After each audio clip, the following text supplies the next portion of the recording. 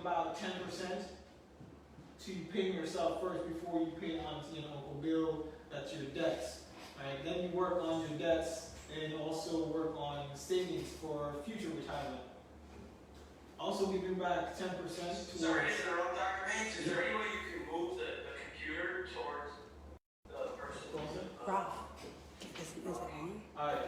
You guys hear me? Better? There we go. Maybe now People aren't here. Awesome. Alright, yeah, so Richest Man Babylon This was on? talks about, Okay. saving at least 10% to pay yourself first, right off your income before you pay anything else, and then work on your debts, and another 10% towards your future savings and planning for retirement, and also, as Doc mentioned, living off about 50, maybe 60% of your expenses, right, or your income. Now, a couple other things I'm looking through here, if anyone has ever touched base and looked into it. He talks about living within your means and controlling your expenditures. Right now, more than ever, people are living above their means. They're spending more than 50% of their income because they're on a rat race and a wheel. Right? Let's say you get a paycheck and 50% of your paycheck goes towards your cost of living. So that being it your rent, you're contributing or helping parents out. Then you have another 25% that may go to taxes. And then another 25%, if you have some debt, may go towards that. As far as students in high school, some of them may have cars and things like that, credit cards that they're actually paying off to. So right then off the bat, you're already stuck in your 100% of your paycheck going in a rat race. So when it comes down to personal finances, we share with people how to basically cut costs on their taxes and cut costs on their expenses, because it's not how much you make, but how much you actually keep. So one thing that's there is the first rule of money, which is making money work for you, understanding how money works. And we talked about the compounded interest, as we touched base with that with the students already. No, but if you could hit on that, that'd be good. All right, so students, compounding interest, right? Very simple formula. It's called the rule of 72. It's 72 divided by your rate of return. Tells you how many years it takes for your money to double. So example, right, is you have 1%. We'll start with 1. If anyone can answer this question, it's very simple. How many times can 1 go into 72? One time. 1 going to 72. 72 times. All right, right on. So it's going to take you... Sir, I'm sorry to interrupt. What was your name again? I'm sorry. Andre Jackson.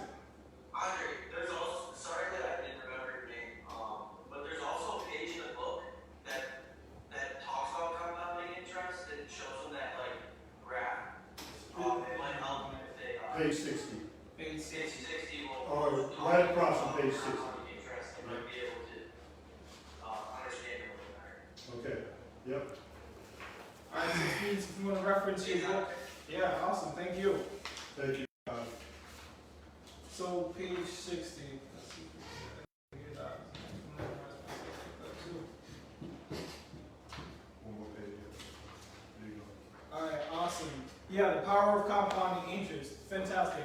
Yeah, so in that example, as they've already mentioned, if you have, let's say, a rate of return of 1%, right? I always use the 1% because most people here want to have a savings account.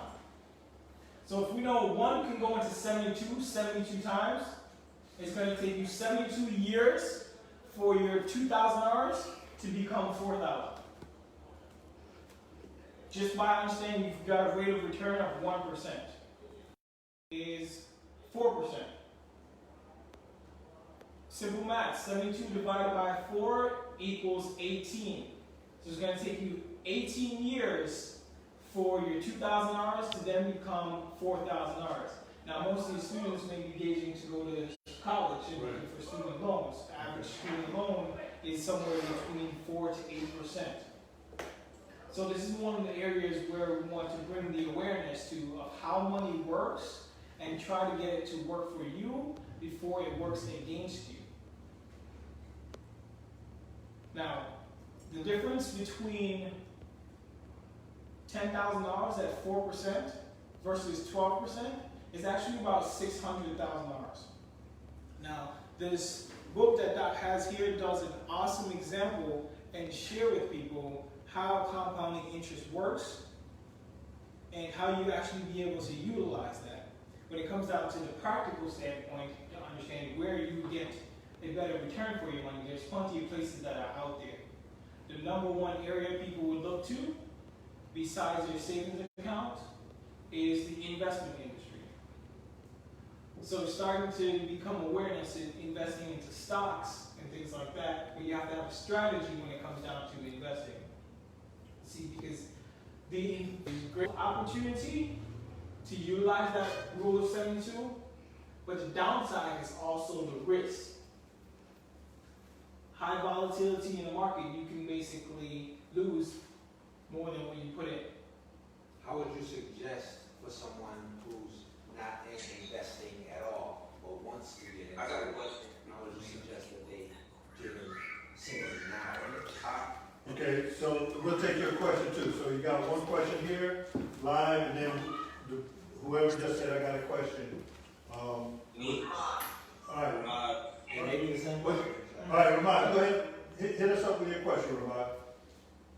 Alright, so I see on page 60 that it says early funding, late funding. It shows like the same funding for year 1, and then like it shows the same funding for like year 9. So like it shows like no matter where you start, it's gonna be like the same value.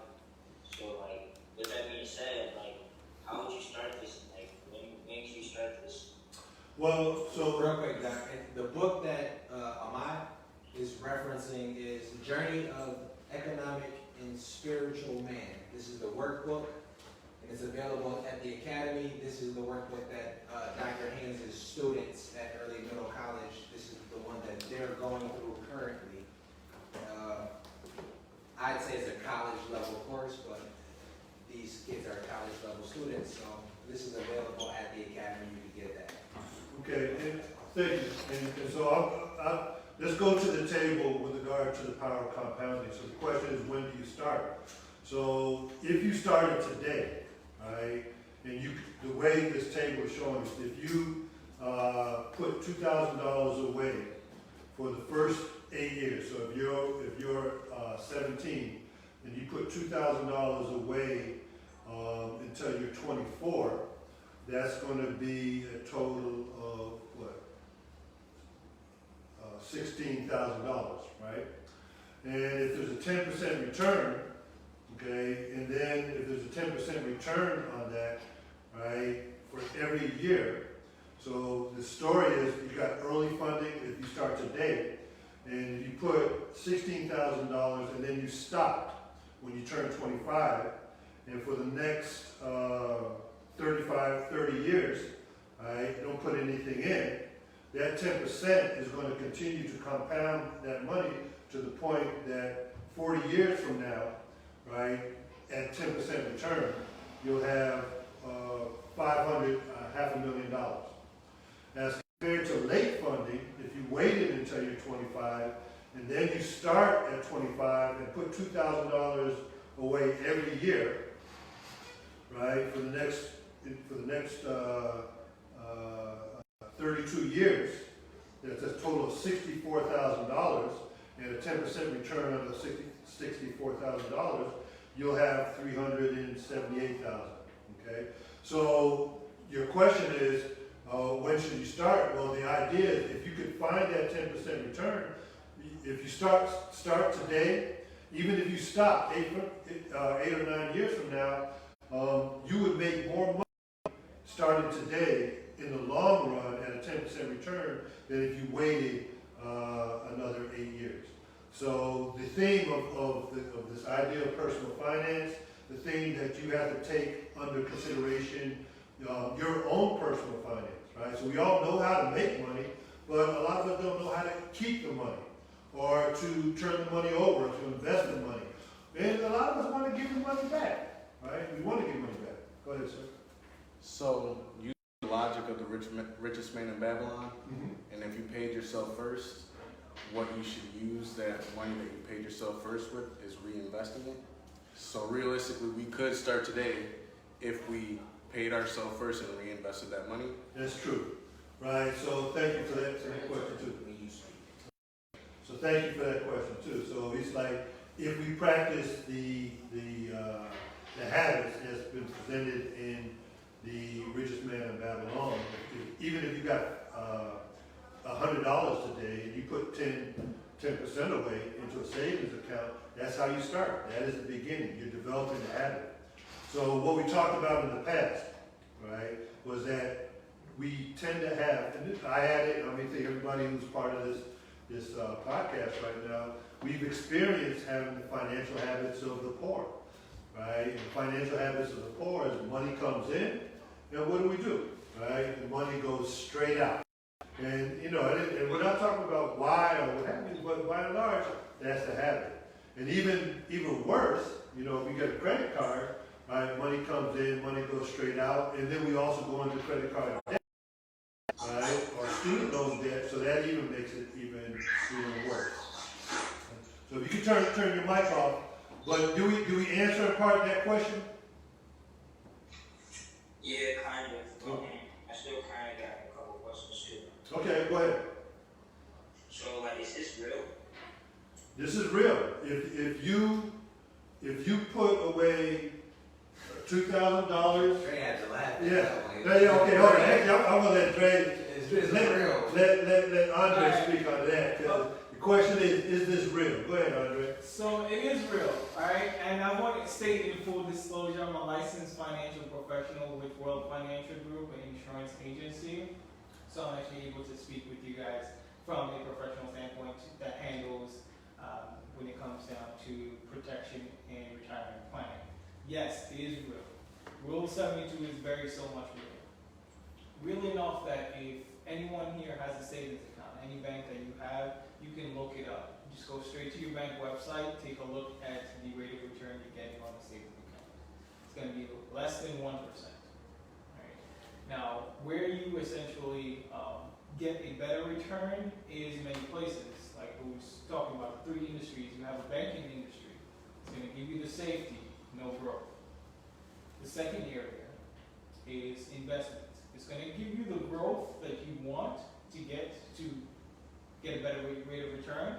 However, the downside again is the risk. The third place that people actually put their money is in the insurance industry. So in the insurance industry, there's 4 things that it provides to you. First off is protection. Protection for your life, your family, disability. It also provides you with growth for your money, safety, and tax advantages that are there. So we share with people, especially from an early age, how to utilize the tax advantages that are out there when it comes to planning for your future. Right? Now, when you say, is it real? Questions? Yeah, just giving you a quick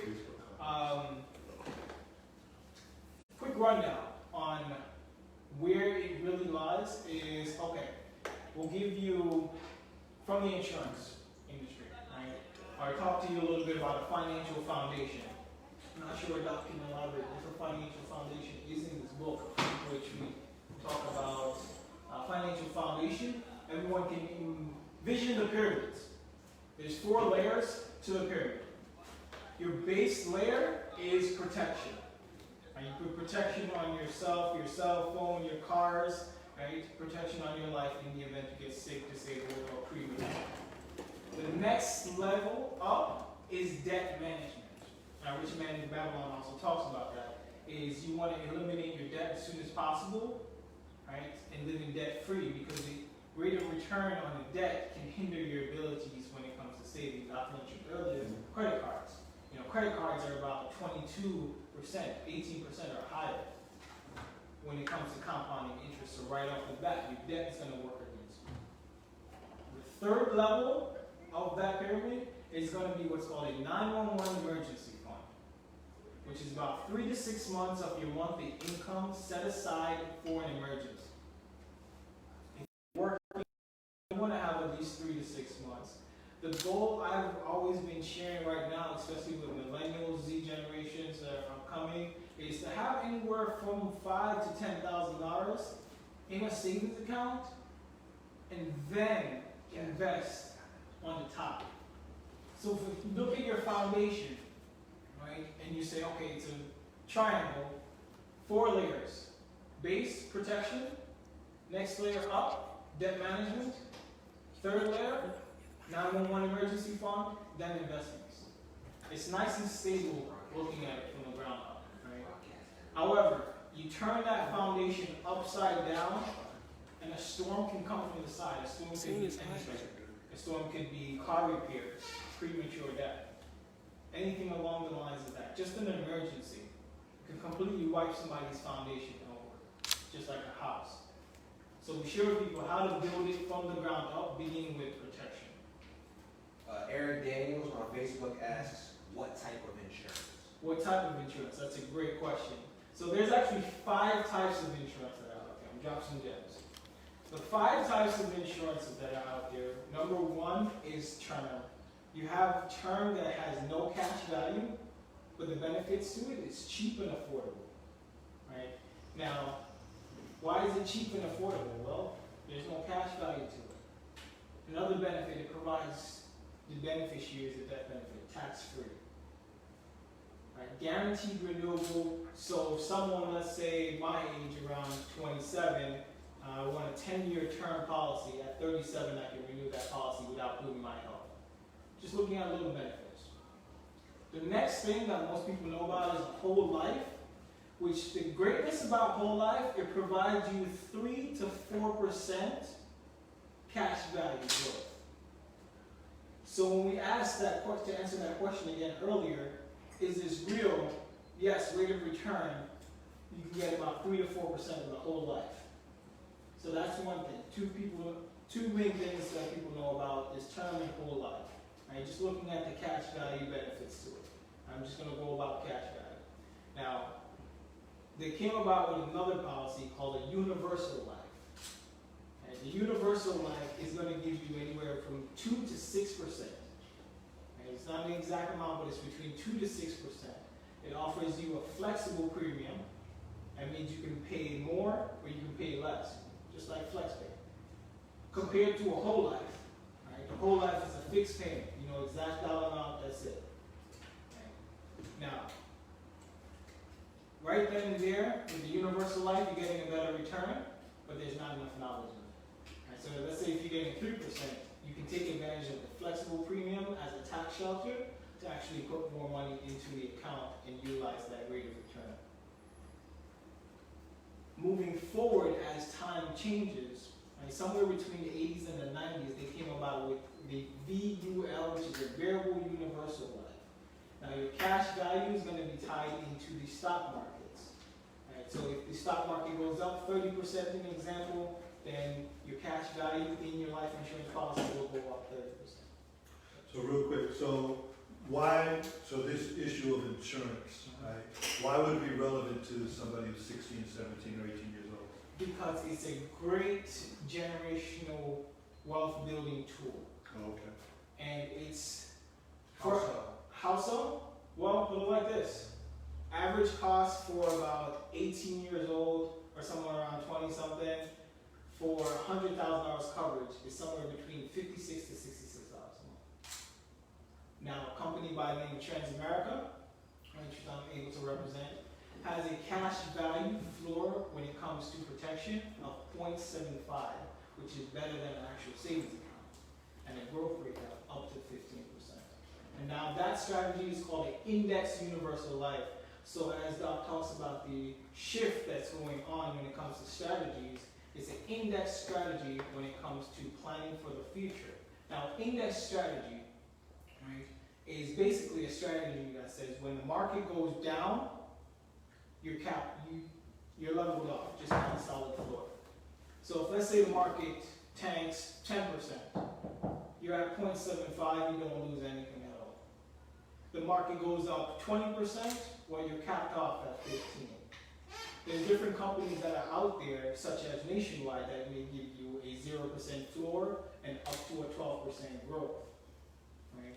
So if the market goes up 20%, you're capped off at 12. Now, why, again, the importance of using the insurance is because it's a foundation piece that is right there that covers you as you look to building your future and planning for not only retirement, but savings. All right, we got a question in the Another house. question?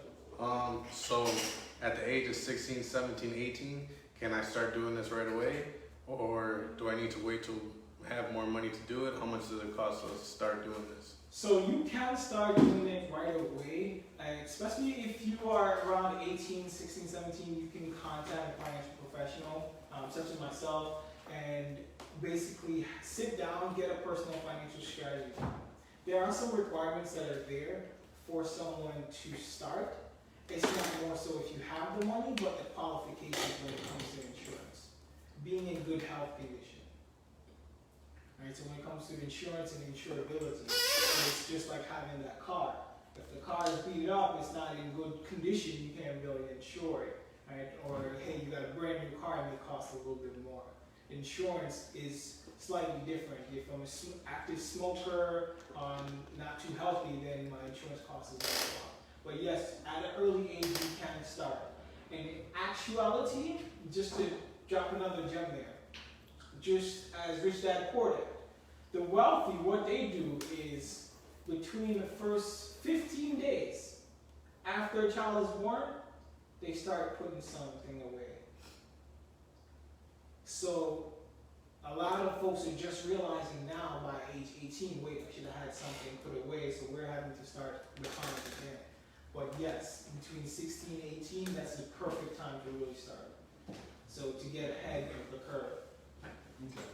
So again, thank you, Andre. So real So, quick, Doc, also Eric asked, can you list a couple of examples of companies that you would suggest? Companies I would suggest, a good deal. you can DM me. Yeah. Yeah, you can direct message me. Yes, sir. Is that camera? Yeah, you can direct message me on Facebook. It's Andre Jackson, or I'm also on Instagram. That's TheSharpyute. Right? You can DM me or Facebook message me, and I'll be able to answer those questions for you. Okay. All right. So thank you. So let me just. You said Andre Wilson? Jackson, Andre Jackson. Okay. Yes, Andre Jackson. So Andre is again. He's also participated in the academy here. He's also one of my former students at Rafeal State College. Okay. All right. So what's important here for my class here? We've got about 50 people here. Is again the financial habits. So what Andre is sharing with you, whether you understood what he was talking about insurance or not, is that if you remember what we talked about yesterday, we had a financial statement that had income and expenses, assets and liabilities. And generally most of us, especially when we start out young, we have financial habits of the poor. So the money goes from income all the way out in the form of expenses. But then, we want to live the lifestyle of the rich and famous. Right? It used to be the lifestyle of the Joneses who live right up the street. But with social media, we want to live the lifestyle of rich people. Right? But we don't know how rich people make their money. Right? So we see the nice cars, we see the nice houses, and we want a piece of that, right? So what do? We think, okay, well maybe I'll go to school, get a good job, or maybe get more school, think with the idea of getting a better job, right? And the idea of, we talked about multiple streams of income, but the idea of making, increasing your salary, right?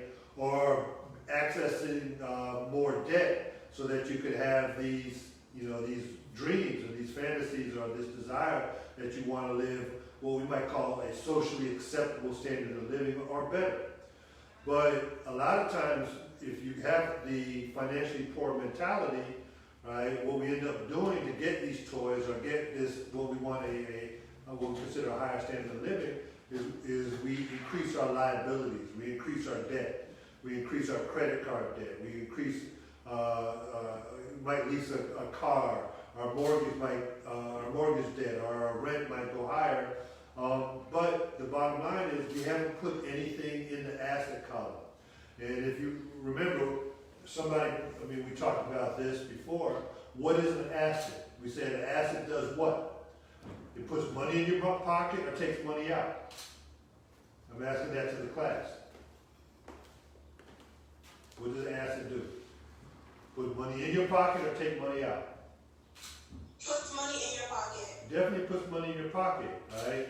And that's the habit, right? Is like if you have money, you generate income. If you put a portion of that money into your asset column, then what Mr. Jackson is presenting us is at least different ways of converting that savings into some kind of income. He's saying the foundation could be insurance, right?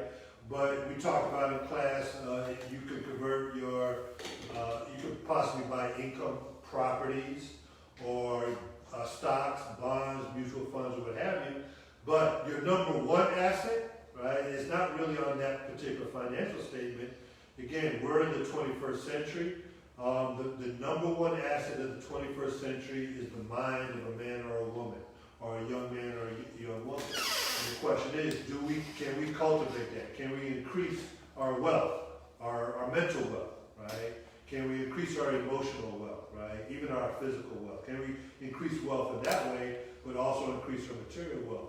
Here in the United States of America, we've done a very good job with material wealth for many people, but a lot of people are not having that material wealth. But there are other forms of wealth, right?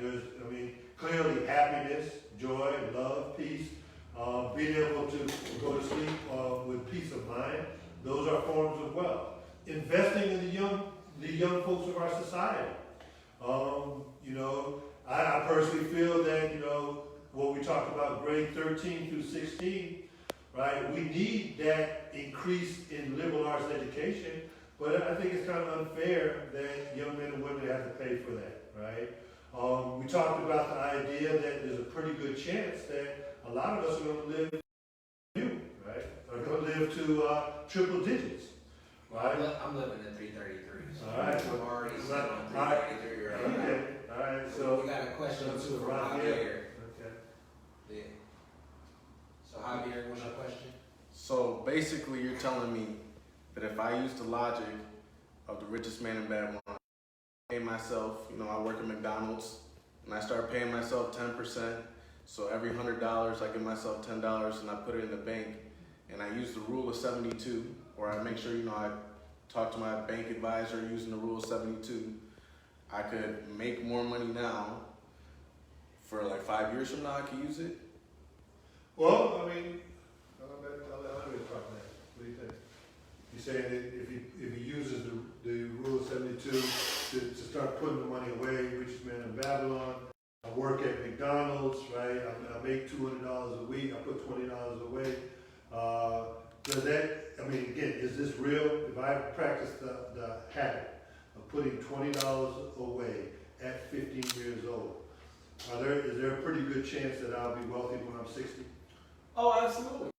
Absolutely. I'll give you an example. One of the examples we utilize is called saving at least $10 a day, which is only about $300 a month. Just $10 a day if you think about it, and you might be spending $10 a day on tea, coffee, a bagel, or just like that, it'll add up. Or start off with $5 a day. $10 a day is about $300 a month, right? And $5 a day is about half of that. Yeah. So if you're getting into the habit of paying yourself first, yes, you can utilize that later because, again, there's emergencies that are going to come around and happen. You want to pay yourself in the future. I always like to utilize that. Pay yourself. The future you is counting on you right now to pay you so that when that time comes, you can utilize that. And putting it into a savings account is a great start because at an early age, you want to have something in a savings account. I like that. So the future you, right? So the future you, that you who's 50 years old, looking at that you at 15, it's like that future you is gonna look back and like, yo, what did you do? Alright? Did you play the game right? Or did it like, wow, I'm 50 years old. Alright? I only have one stream of income. I have no money left. Right? The federal government is in huge debt. They don't want to take care of me. I'm in credit card debt. The banks don't want to take care of me, and I just got laid off. And the future you is like, wait a second. Why did I not do this? Right? Or the future you could say, you know what?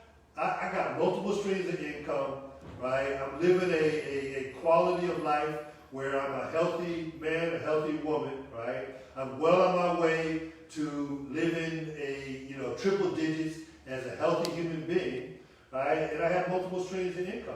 So the future you could be saying, all right, me at 15 years old, what decisions can I make right now that will give me a better quality of life at 25?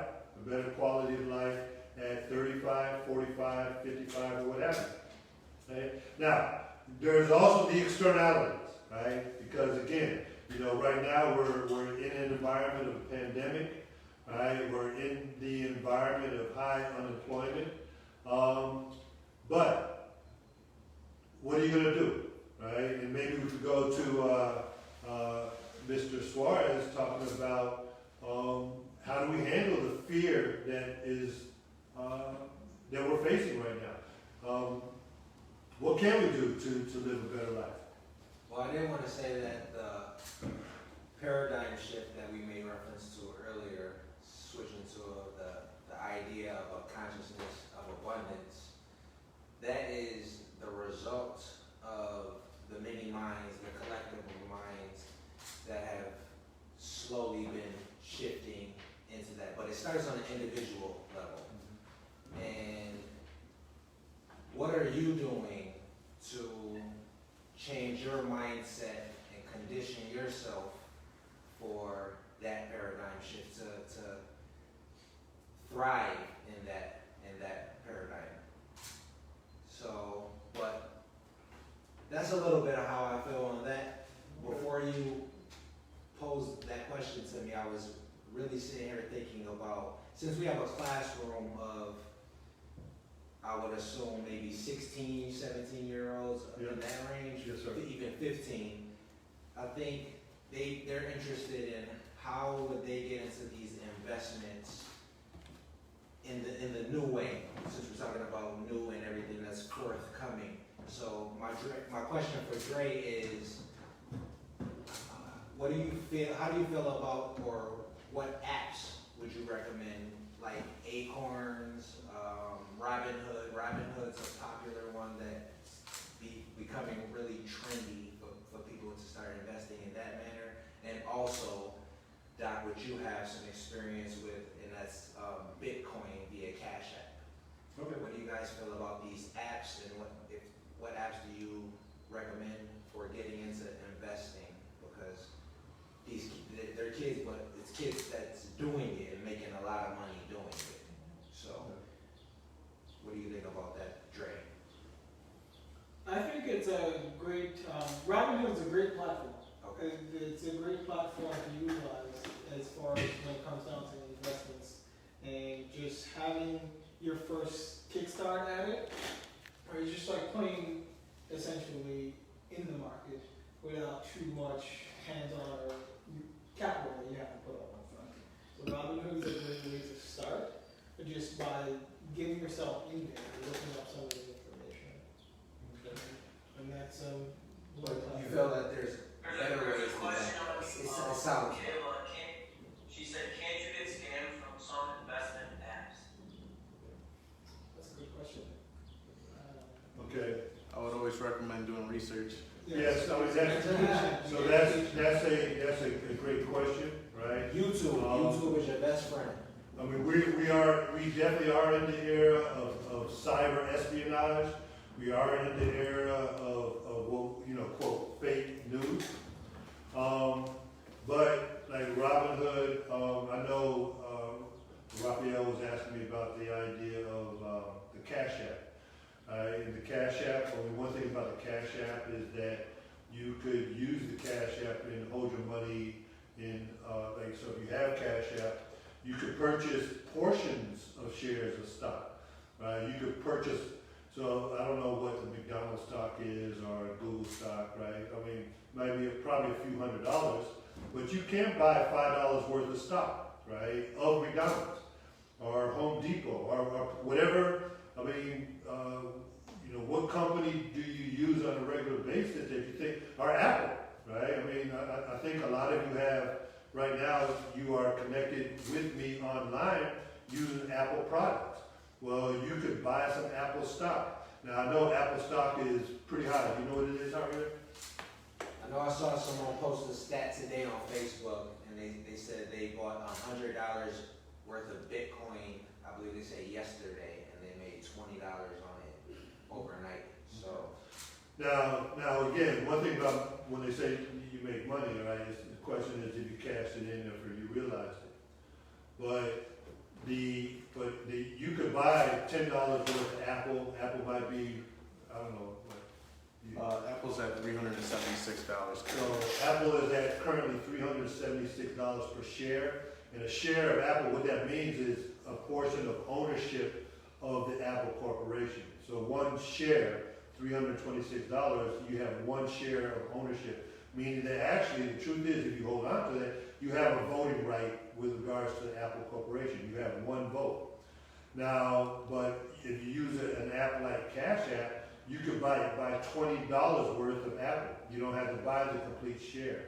And you'll get a portion if the Apple stock goes up, or if the Apple stock goes down. I mean, this is where the dilemma is. I mean, if you buy $20 worth of stock, it's possible that that $20 might drop down to 19, 18, or possibly go down to 0, right? So yes, the buyer should be aware. But again, what I want to stress is that the most important asset of the 21st century is your mind, right?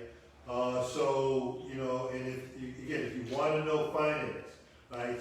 Yo no sé cuánta gente aquí pueden hablar español, pero si quiere aprender a hablar español, tiene que entender español. What I just said in Spanish is that I don't know how many of you can actually speak Spanish, right? But if you want to learn Spanish, you have to study Spanish. And finance is a language, right? So if you cannot speak finance right now, what do? You learn the language of finance. And how do you learn the language of finance? You study, right? So if you're 15 years old, imagine if you study finance for the next 20 years, when you're 35 years old, you should have a solid understanding. If you have any doubts today at 15, and you study finance for and again, you talked with Rafeal, maybe talk about the idea of 64 arts, right? Well, maybe finance could be one of your arts, right? I mean, you could have a profession, you could be good at lots of things. I talked about in class being the jack of all trades and a master of some. Maybe finance could be one of those arts that you could be a master at. Study now, 16 years old, continue that study for the next 20 years. I think pretty much, maybe ask me if you think this is correct. If somebody studies finance for 20 years, right, it's probably a pretty hard, difficult chance for them to assume that they're going to be poor 20 years from now. What do you think? It's pretty difficult, I would say. For sure, if they study finance, it depends on which area of finance they are studying. But just the language. You just study the language. And then apply the language that you learn. Yes, absolutely. And it's something where you can even modify it. I'll say most of this stuff I didn't learn until about 2 years. Yeah. And there's only 3 simple rules when it comes down to finance to really understand. Rule number 1 we talked about earlier is how money works, compounding interest. The second rule of finance, too, is taxes. You know, where you put your money determines how you get your taxes. There's 3 categories. There's going to be a tax now category, right? Uncle Sam says accounts such as checking, savings, certificate deposits, stocks, and mutual funds. Whatever you gain for that year, you have to pay taxes on. So you buy Bitcoin, and it takes off that year. Whatever you gain, you have to pay taxes on. Tax later category, right? 401ks, right? Retirement, pensions, annuities, individual retirement accounts. Uncle Sam says, you put your money in this vehicle, later on, when you retire, you pull the money out, that's when you pay your taxes. Now, third category is your tax advantage vehicles. Now, you may hear of accounts such as Roth IRAs, 529 college savings, municipal bonds, life insurance, and long-term care benefits. This is three. The third category right there is a tax advantage, when we talk about tax-free retirement planning. In that category, your dollar goes in already taxed, so now when you retire or when you pull your money out, you don't have to pay taxes on it. So now you think of a snowball effect going down. If you're already putting in $1 and it's going over time, 20 years from now, when you finish, you pull your funds out, you don't have to pay taxes on it, you still have money in the account. Okay. All right, so we're getting near the end of our time period. So again, for my students here, I know we threw a lot of financial language at you, right? And again, if you didn't understand it, or, as a matter of fact, we're going to break down some of this in our discussion session tomorrow. But the bottom line is, we just introduced a language to you, okay? So again, si no entiende español, right? Tú no puedes hablar español, right? So if you don't understand Spanish, you can't talk Spanish. If you don't understand finance, you can't talk finance. So if you don't understand finance right now, but you feel that you want to, because we feel that again, we're not in the 20th century anymore, right? We're in the 21st century. We all have to take more responsibility for our lives. We have to take responsibility for our mental health, our physical health, our emotional health, our financial health, our community health. We've got to take responsibility for the planet that we live on, right? So part of what we're doing right here is helping facilitate the opportunity to take responsibility, okay? All right, so we've got a couple minutes left. Mr. Perlow, are there any other questions out there? Or how about yourself? Ahmed asked if he should invest in the stock market, or what he asked if we should use the stock market, and it was he asked during one of Andre's answered one of the questions, and I told him if he had the means to invest in the stock market, you know, that maybe he should. Maybe you guys can give a better answer. All right. Well, I'm going to give one. We're not going to give financial advice like that. But what I can say, right? If you have $100 to invest, right, that you go to a bookstore, right, and go to the personal finance or the business section, look at 5, 6, 7, 8 books, right? And there might be one of them, as you kind of peruse them and look at them, right? There might be one of them that speaks specifically to you, that you're ready to read. You might want to purchase that book, right? Because the most important asset, it's kind of like people say, well, Dr. Haynes, which car, you know, if you want a car, right? Which car should I drive? Should I drive a Tesla or should I drive a Buick? Well, the truth of the matter, it doesn't matter which car you drive if you don't know how to drive. And that's the same thing with investing. It doesn't really matter what investment tool, because if you don't know how to invest, you know, like for example, stocks are not automatically assets. Right? Stocks can be a liability. If you buy a stock at $100 and sold it for $150, it's an asset. But if you buy a stock for $100 and sold it for $50, it was a liability. So the biggest asset that you can have is learning how to drive, or learning the language of finance. And the way you do that, they say, you're going to learn one way or the other. Either you're going to learn through study, or you're going to learn through what happens to your wallet. And if you don't take enough time to study, chances are your wallet might even get a little bit smaller. I think in addressing that question, you have to evaluate yourself why you would even want to invest in the stock market. If that is your question, should I invest in the stock market? If that's your question on a personal level, really look at why you want to do it. And if it's just to make money, I would advise against that. And I would say, really, at the age you're at, look into monetizing your passion. How do you make money doing the things that fall in line with the things that you currently new paradigm of abundance, you have to trust that everything will be provided based on you doing labors of love, and look for things that feels like effortless labor. Do the things that you're working because technically because you're receiving compensation for it, but it doesn't feel like work. And if getting into the stock market to you seems like a game that you would want to play, I'll do it, absolutely. And don't be afraid to do it. Don't be afraid of getting scammed or anything like that, because the fear that you have for that and the emotion behind that fear is what attracts those things into your reality. So if you just focus on labors of love and doing the things that fall in line with your passions, you won't have any issues. Okay. All right, thank you, sir. All right, so Mr. Pearl, we good? Ms. Phelps, we good? Sir. All right. Yeah. Okay. Ms. Phelps, did you level up? Yeah. It was a good class. That was good? I want to tell them to add me on Instagram. Always. So follow me on Instagram, and if you have any questions, you could DM me on Instagram. But Man, what's up with the PlayStation, bro? You playing, bro? All right, come on, hold that mic. We got Xbox One. Xbox One. Nah, I'm thinking of chat. Yeah, so add me on Instagram, Rafeal Santana. That's at Rafeal Santana. RAFEAL SANTANA. Rafeal Santana. Just wanted to pass out my email as well if anyone's interested. I am accepting mentees right now, as well as providing information. So my email address is Andre, that's ANDRE Jackson, like the Jackson, .WFG@gmail.com.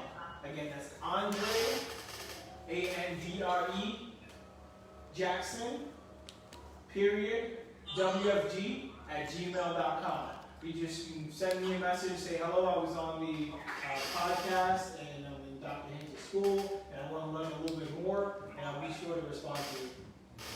And again, if you want to get in contact with any of the members here at the Academy, you could talk to Mr. Perla. Mr. Perla will get in contact with me, and we could share the information that they share.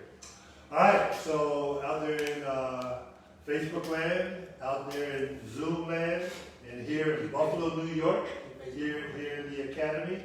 Again, thank you for participating in our third podcast, right? And our semester's almost over, class. We're over. It'll be finished tomorrow. So we'll have a discussion tomorrow, and let's finish this summer semester strong. So make sure if you know people who did not show up today's class, we want to make sure that everybody is here. All right? Okay, thumbs up. Okay, thumbs up. All right, class. See you tomorrow at 12:30. Prepared for a discussion of the whole semester. What we discussed today, what we discussed last week, the week before. All right? Talk to you later. Peace. Love you. Yep, love you too.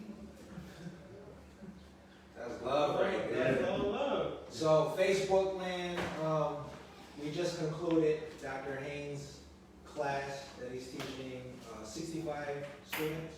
Yep, 61. 61 students at ECC Early Middle College. Buff State. Buff State Early Middle College. Well, Middle Early College Middle Early College.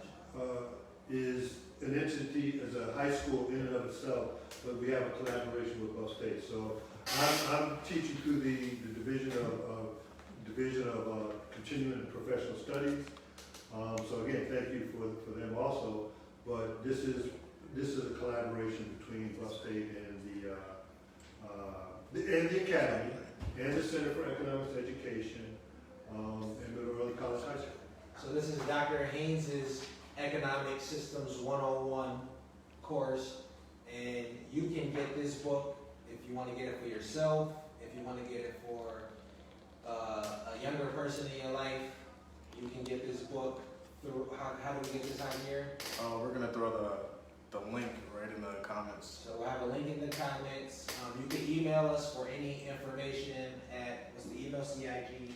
CIG, CIG, what is it? CIGbuffalo@gmail.com. CIGbuffalo@gmail.com. If you have any questions, if you like any information about enrolling any of yourself or a younger person in your life, you can enroll them in this course, and any information on that, you get it that way. Andre, any information that you like to get onto the Facebook community? Definitely, this is a great book to work hand in hand The link in the comments. as I'm gonna get this up. For sure.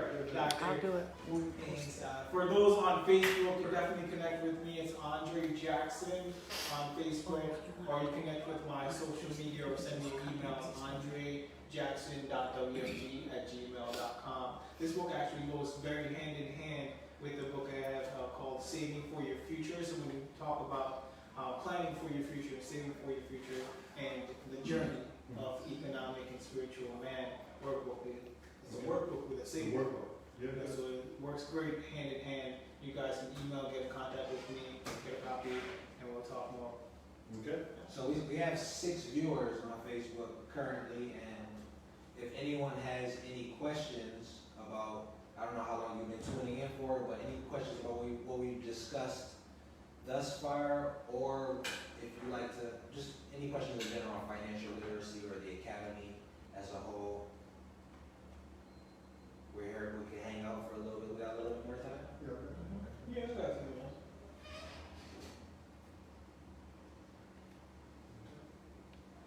So There's paradigm 5 shifts? people in there. That paradigm shifts. Okay, yeah, so the idea of the paradigm shift is that we've, the paradigms that we received, the body of knowledge that we received, they got us to where we are right now. But it seems that the tenets and the assumptions from these past paradigms are not working in the 21st century.